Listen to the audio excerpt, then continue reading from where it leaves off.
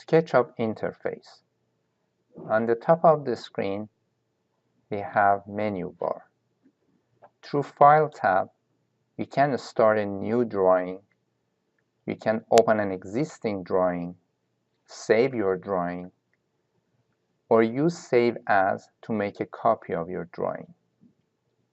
Also, you can import to a SketchUp or export through a SketchUp. You can print or you can close your SketchUp by clicking on Exit. Through Edit tab, you can undo, redo, cut, copy, and paste. However, it's much easier to use Ctrl-Z to undo, Ctrl-Y to redo, Ctrl-C to copy, and Ctrl-V to paste. There are many other options here that we will explain them later. Through the View tab, you have access to toolbars. You can modify your interface through this window. Camera tab.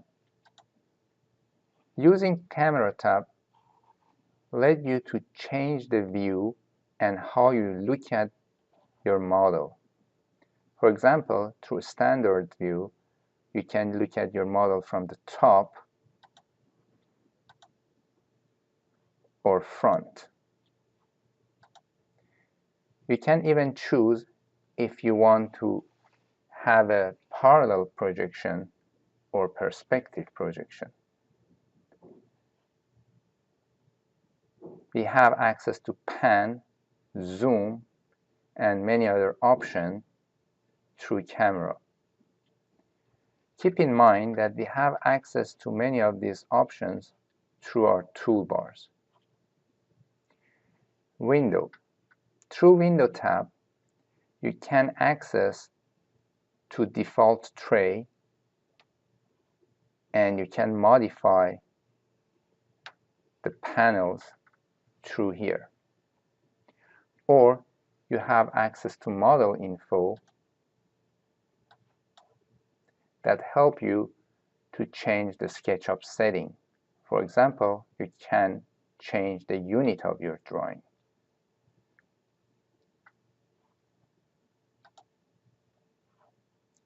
If you need any help, you can go and click on Help tab, go to Help Center, and you have access to many different options like videos and tips. On the right side of the screen, we have Default Tray. Default Tray is a very quick access to very useful panels. For example, we have access to material. In order to open any panel, just click on the arrow beside it and click again to close it.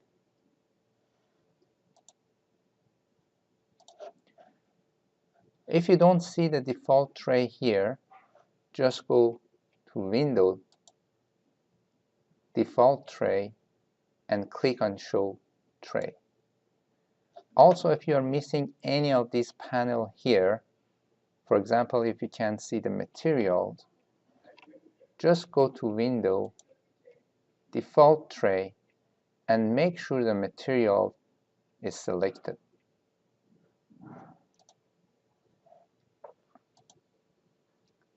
Instructor panel is a very useful panel for beginners.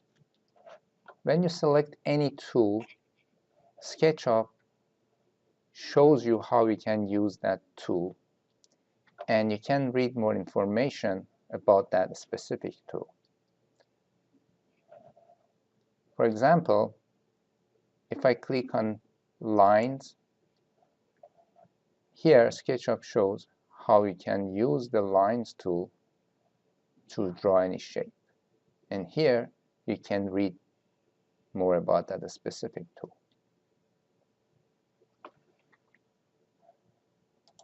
At the bottom of the screen, we have status bar on the left side and measurement toolbar on the right side. When you start any command, for example, lines, Sketchup communicate with us through the status bar. Select start point. So to start my line, I just click and I start the line. Next, select the endpoint or enter value.